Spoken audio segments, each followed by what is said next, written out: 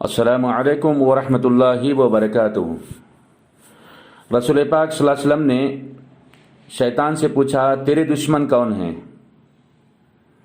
تو اس نے کہا آپ کی امت کے 20 لوگ میرے دشمن ہیں بشمول آپ کے، یعنی سب سے پہلے آپ دشمن ہیں۔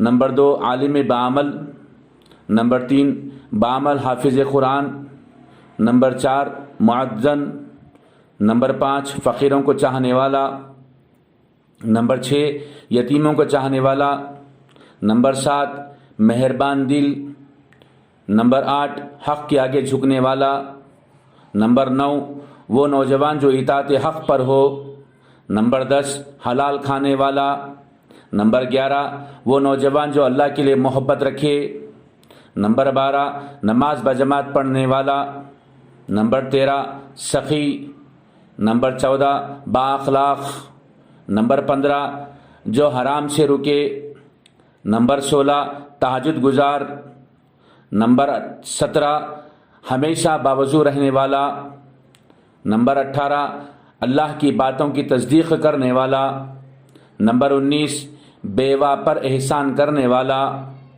نمبر 20 موت کی تیاری کرنے والا۔ اگر ہم شیطان کے دشمن ہے، یعنی یہ 20 میں سے کوئی ایک پوزیشن ہماری ہے تو الحمدللہ ثم الحمدللہ، دیگر اور پوزیشن ہم کو اللہ تعالیٰ پانے والا بنائے۔ اگر خدا نخواستہ ایسی پوزیشن ہے کہ ہم کوئی ایک بھی پوزیشن 20 میں سے نہیں پائے ہیں تو اس کی کوشش کریں۔